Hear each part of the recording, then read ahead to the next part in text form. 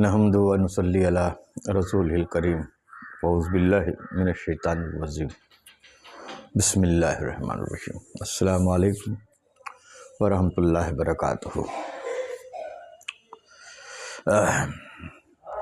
हमने पिछले कई सीरीज में नफ्स को लेकर के, आलमों को लेकर के, कलमा तैयब के ज़िक्र और फ़िक्र को लेकर के कई बातें की। उसी बात को आगे बढ़ाते हुए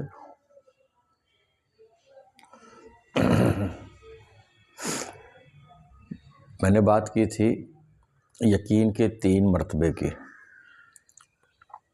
ऐनुल यकीन, इल्मुल यकीन, ऐनुल यकीन और हक़्क़ुल यकीन।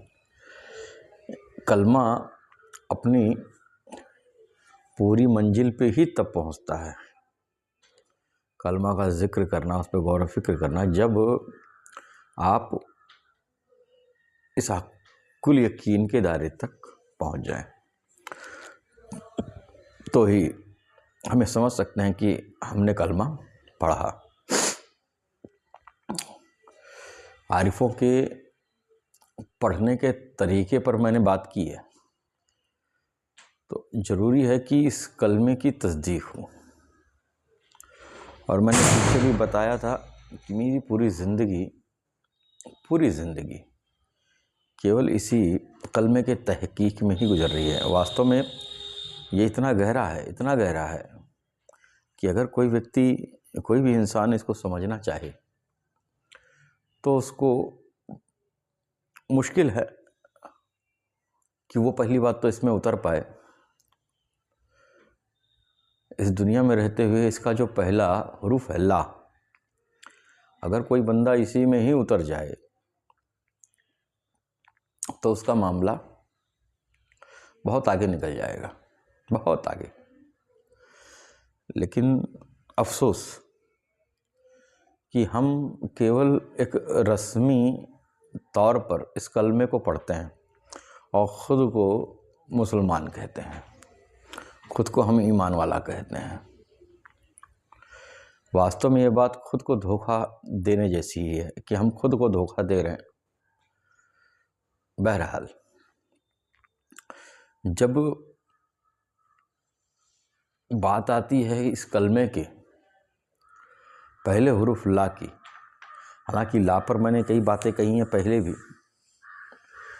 कि एक्चुअली ला क्या है, लेकिन फिर भी जब हम इस सीरीज को शुरू कर रहे हैं, फिर से पूरे कलमे के 6 भागों को डिफ़ाइन करने की, उसको खोलने की, तो हम फिर से इसको ला से ही शुरू करेंगे। ला क्या है? आज तक हमने और आपने जो कुछ भी देखा, सुना, समझा, पढ़ा, वो सब ला है।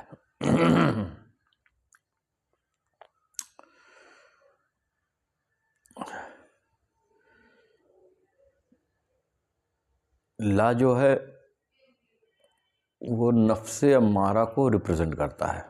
जब अपनी बुराई पे उतरे तो ये नफ्स या अम्मारा को रिप्रेजेंट करता है।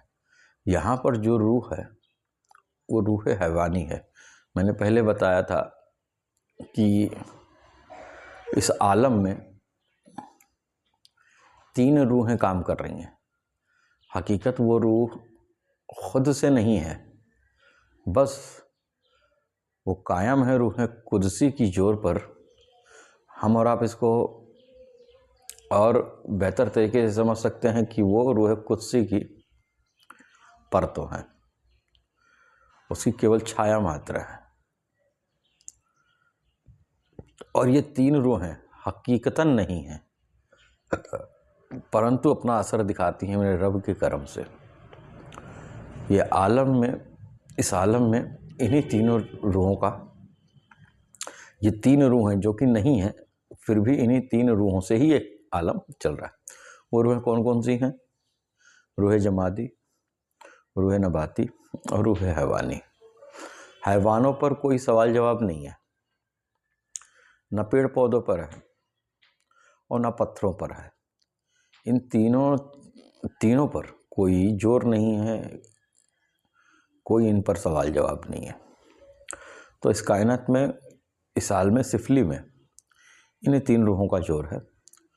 तो जब हम ला पढ़ते हैं तो ला में क्या नहीं है? ला में ये तीनों नहीं है कि हकीकतन ये तीनों नहीं है। ला को हम शुरू करते हैं नफ्स से कि जिसकी नफ़ी करनी है कि नहीं ये नहीं है। बात को मेरे समझते जाइएगा। अभी मैंने तीन रूहों के मुतालिक बात की, अब इसमें मैं नफ्स जोड़ रहा हूँ।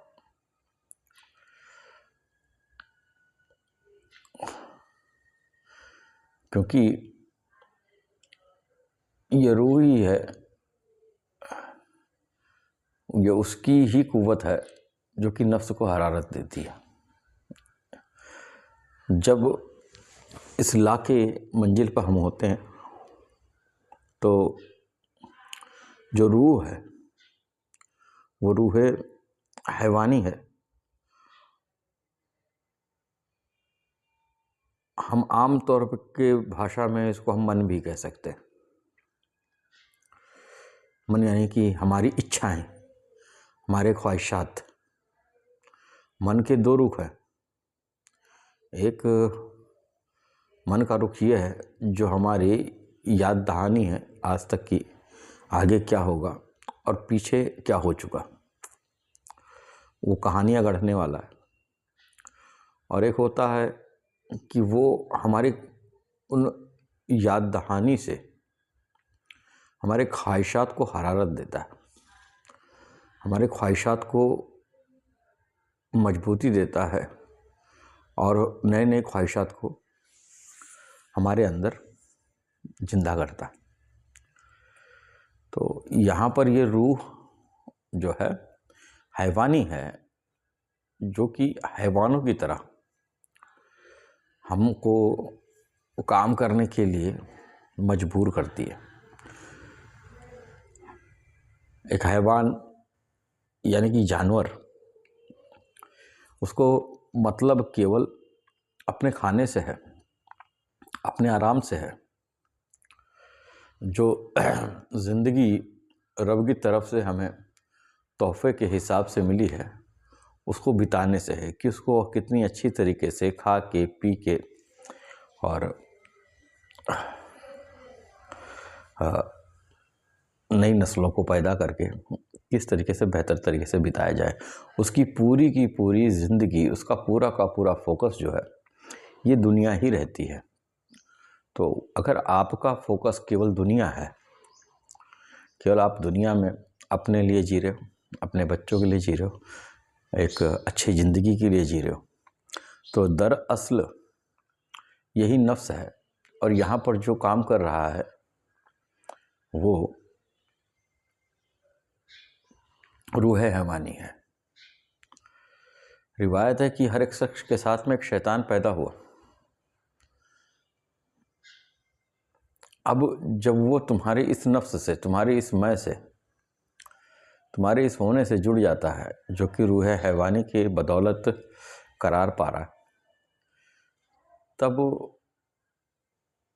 वो हैवानों की एक बड़ी ही खुसूसियात को बाहर कर देता है, जो कि है सेक्स करना और खाना, गुस्सा करना, हर एक चीज़ पर अपना कंट्रोल रखना कि नहीं है ना, ये मेरा। आपने जानवरों को देखा रहेगा कि जानवर जो है अपने किंग को चुनते हैं तो वो मारपीट करके चुनते हैं, जो जीत गया, जिसकी लाठी मजबूत, वो किंग। तो ये हैवानी तरीके हैं। तो जब नफ्स अम्मारा आपका जोर मारता है तो वो मुबाशरत पे आपको लेके जाएगा, आपको गुस्से पे लेके जाएगा, दूसरों की चीज़ों को हड़पने पे लेके जाएगा, चोरी पे लेके जाएगा। तो ज़रूरत है कि हम इस नफ्स को देखें और सबसे पहले इस नफ्स को ला करार दें कि ये नहीं है, ये नहीं है। वो चीज़ें जो आपकी याद दहानी में हैं वो भी नहीं है। हकीकतन में ये जो रूह हैवानी है ये खुद से कायम नहीं है। इस आलम में 3 रूहों का जिक्र मैंने किया, रूह जमादी, रूह नबाती और रूह हैवानी। ये खुद से कायम नहीं है। फिर बताया था मैंने रूह कुद्सी से कायम है, लेकिन इस आलम में रूह कुद्स अपना सीधे प्रभाव नहीं डालता, अपना सीधा असर नहीं डालता है। इसके बीच में एक जॉइंट है जिसको हम रूह इंसानी कहते हैं, जिसको हम रूह इंसानी कहते हैं, इसकी वजह से हम इंसान होते हैं। तो ये जो रूह हैवानी है ये रूह इंसानी से कायम है। इसी रूह हैवानी को हम रूह जारी भी कहते हैं। ये रुकती नहीं है, बस भागती रहती है, कभी इधर कभी उधर, कभी इधर कभी उधर। कुरान शरीफ में इसी रूह के लिए कहा गया है, रूह जारी के लिए ही, सुबहान अल्लाह, उसकी रूह उड़ गई। या फिर एक आयत और है कि छोड़ दे अपनी रूह और ऊपर आ जा। तो ये किस रूह को छोड़ने की बात की जा रही है? ये रूह जारी को, रूह जारी मतलब रूह हैवानी को छोड़ने की बात की कि छोड़ दे रूह हैवानी और ऊपर आ जा। ऊपर आ जाने से मुराद क्या है कि रूह इंसानी की तरफ आ जा। इसी रूह हैवानी से ही बदन में, वजूद में, इस ज़ाहिरी वजूद में हरकत और बरकत है। मैदा, मसाना, आते, गुर्दा सब इसी के हरकत से काम कर रही हैं, सब इसी के हरकत में ही आ रही हैं। इसकी मंजिल ला है और वजूद जो इसका है वो वाजिबुल है। नफ्स यहाँ पर जब अपनी मजबूती पे आता है तो इस नफ्स को यहाँ पर नफ्स अम्मारा कहा जा सकता है, क्योंकि हैवानों में पाई जाने वाली नफ्स जो है वो नफ्स अम्मारा ही है। नफ्स अम्मारा और कुछ नहीं। जब आपके दिल की ख्वाहिशात इतनी बढ़ जाती हैं कि आप उसको करने के लिए कुछ भी करते हो, 100% आपको इसी दुनिया में पकड़ लेती है और जानवरों की तरह आपको बिहेव करने पर, जानवरों की तरह से आपको बर्ताव करने पर मजबूर कर देती है, वो है नफ्स अम्मारा। यहाँ पर जो जिक्र का मामला है कि अगर किस तरीके का जिक्र किया जाए कि इस नफ्स को हम कमज़ोर करें, तो यहाँ पर जो हमारे बुज़ुर्गों से इनाम के तौर पे हमको जो जिक्र मिला है, मेरे सरकार दो आलम हुज़ूर पुर मोहम्मद मुस्तफ़ा सल्लल्लाहु अलैहि वसल्लम जाते बाबरकत से हमें जो रास्ता मिला है वो है जिक्र जली का। जिक्र जली हम करते हैं तो हकीकतन जब हम जिक्र इस दुनिया में करते हैं तो जिक्र के पीछे का मुराद क्या होता है, आप इसको बड़ी गौर से समझिएगा कि आप उस जिक्र को इसलिए करना चाहते हो कि दुनिया और आपकी तरफ आए, या आप उस जिक्र को इसलिए करना चाहते हो कि आप हक की तरफ पहुँचे। ये बहुत ज़रूरी बात है, ये जो नुक्ता है बहुत ज़रूरी है। हाता कि आप जिक्र किसी भी नुक्ता निगाह से करो, वो आपको हक की तरफ तो लेके ही जाएगा, लेकिन जो आपका हद है, जो अंदर से होता है, तो आपका फोकस उस वक्त दुनिया है या मौला, ये इसके ऊपर बहुत ज़्यादा असर करता है कि आपका जिक्र आपको कहाँ लेके जाएगा। बहरहाल, तो यहाँ पर जो जिक्र दिया बुज़ुर्गों ने हमें, वो जिक्र जली है, और वो जिक्र जली जो है वो मौला के लिए होना चाहिए, जिससे आपका ये नफ्स अम्मारा, ये जो रूह हैवानी है, वो धीरे धीरे कमज़ोर होती चली जाएगी। जिक्र जली मुँह से आवाज़ के साथ में किए जाने वाला ज़िक्र है। सूफ़िया किराम के नज़दीक जो अफ़ज़लुल ज़िक्र है वो कलमा तैयब का है, ला इलाहा इल्लल्लाह मुहम्मद रसूलुल्लाह सल्लल्लाहु ताला अलैहि वसल्लम। तो इसको आप बेतहाशा करिए, बेतादाद करिए, या और जो आपके सिलसिलों में या आपके पीर व मुर्शिद से आपको जिस ज़िक्र की इजाज़त मिली हो, आप उसको बेहतरीन तरीके से करिए और ज़्यादा से ज़्यादा करिए। यहाँ पर जो रास्ता है कि किस रास्ते पे चला जाए, वो रास्ता है शरीयत। शरीयत इसीलिए बड़ी ही महत्वपूर्ण है कि शरीयत पर चलते हुए हम नफ्स अम्मारा को, उस शैतानी सिफत को जो हमारे अंदर हमारे साथ में है, हम उसको कमज़ोर कर सकते हैं। हम उसको ख़त्म तो नहीं कर सकते, लेकिन हम उनको इतना कमज़ोर कर सकते हैं कि वो हमें इस मंजिल पर बांधे नहीं रख सकता। हमारा सफ़र आगे की तरफ बढ़ेगा। और इसलिए शरीयत महत्वपूर्ण है, क्योंकि वो हमारी सफाई करती है, हमको उस लायक बनाती है कि हम उसकी जाते बाबरकत को, उस रब की जात को, उसकी जात, उस रब की जात की पहचान कर सकें। तो इसका जो जलवा है, आलम इसका नासूती है, और वो मुराकबा से हासिल होता है। इसका अगर जलवा देखना है कि हकीकतन ला नासूती आलम को ही ला है, और अगर इसको देखना है कि ला क्या क्या है, तो आपको इसके लिए मुराकबे में उतरना पड़ेगा। ऐसा कुछ नहीं है जो मैंने इस ला के मकाम पर कोई चीज़ छोड़ी हो। अब बात यह है कि आप इन बातों को सुन रहे हैं, तो जब ये ख़त्म होगा तो इन सब चीज़ों को ज़रा गौर और फिक्र करिए। तब आप इस ला क्या क्या ला है वो आपको सब कुछ समझ में आ जाएगा।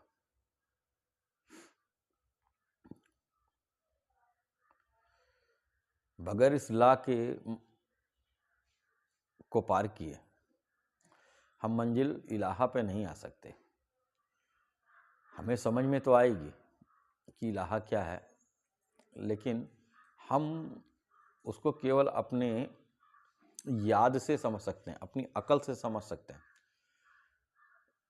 लेकिन जो होता है एक चीज़ कि हमको उसके बारे में मालूम हो गया, हमने उसको जान लिया, तो ये सिचुएशन कभी भी नहीं आएगी। अगर हमको इलाहा हकीकतन में समझना है तो पहले ला की इस मंजिल से हमको पार करना है। तो इस ला में जो इस ला का जो जड़ है ये नासूती आलम है। अगर नासूती आलम का जलवा तुम्हें देखना है तो ये तुम्हें मुराकबे से हासिल होगा। हम इस ला को बहुत बेहतरीन तरीके से समझें, और लगभग 17 मिनट हो चुके हैं, 3 मिनट और।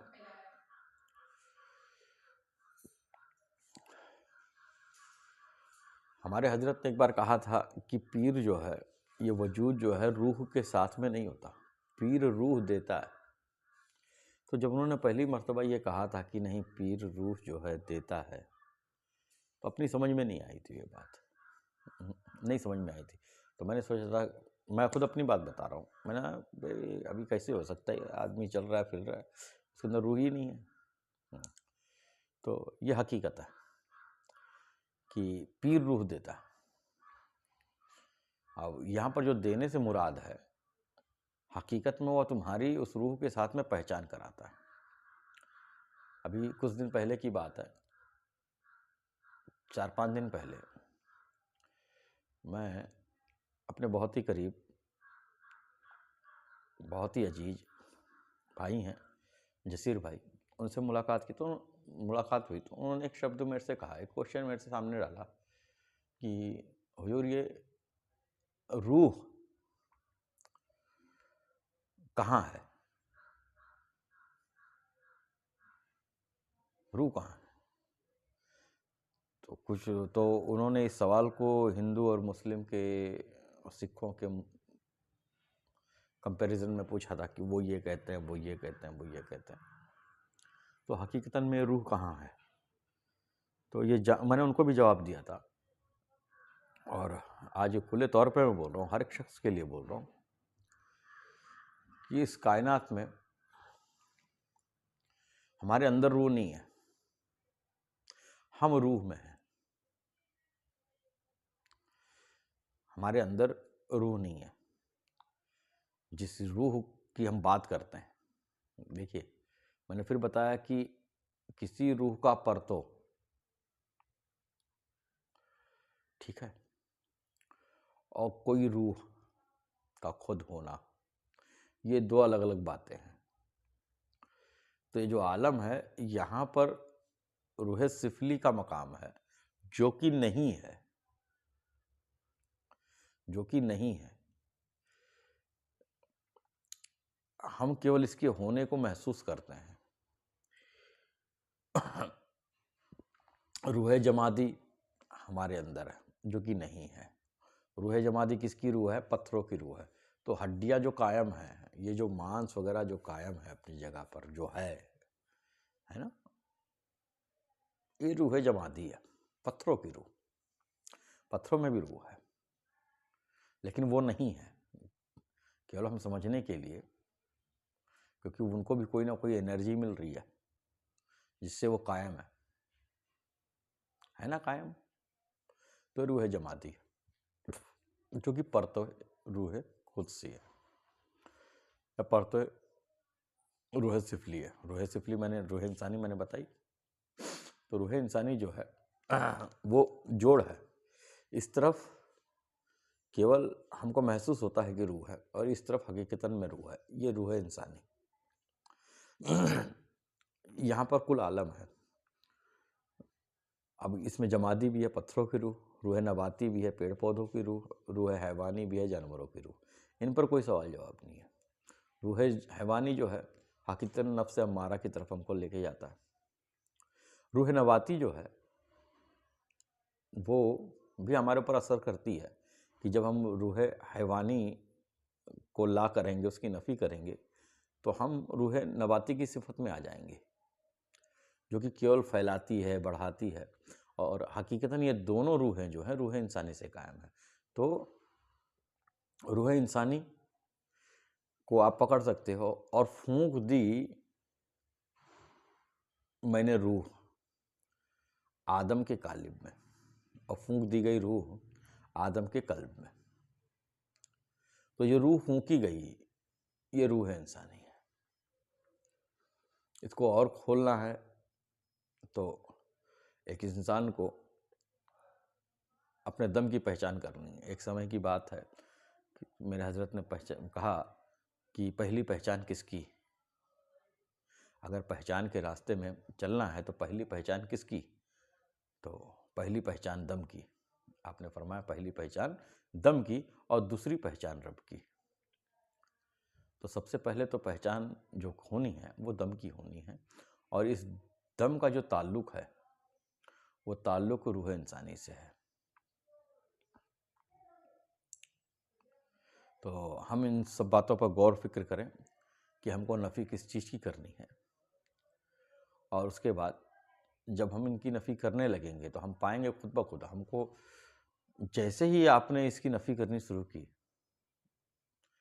आप इलाहा के मर्तबे पे खुद को खड़ा पाएंगे। ये कोई अलग अलग नहीं है, कोई सीढ़ियाँ नहीं है, कोई मंजिल नहीं है कि आपको एक बिल्डिंग छोड़ के या एक घर छोड़ कर दूसरे घर में जाना है। जैसे ही आप नफ़ी करने लगेंगे, आप जिक्र करने लगेंगे इस लिहाज से कि नफ्स अम्मारा की नफ़ी हो, आप खुद ब खुद अपने आप को इलाहा की मंजिल पे पाएंगे। हत्ता कि मैं कह दूं कि जब तक आप इलाहा की मंजिल पे नहीं होंगे, आप नफ़ी कर ही नहीं सकते। ये नफ़ी करने का जो इरादा है, जो कुव्वत है, वो आता ही है जब आप उस मंजिल पे खड़े हो जाओगे। तो ला के मुताल्लिक हम अपनी बातों को यहीं ख़त्म करते हैं, और दूसरी बार जब हम बात शुरू करेंगे तो हम इलाहा के ऊपर गुफ्तगू को जारी रखेंगे। मौला आप सबको कामयाब करें, हम सबको कामयाब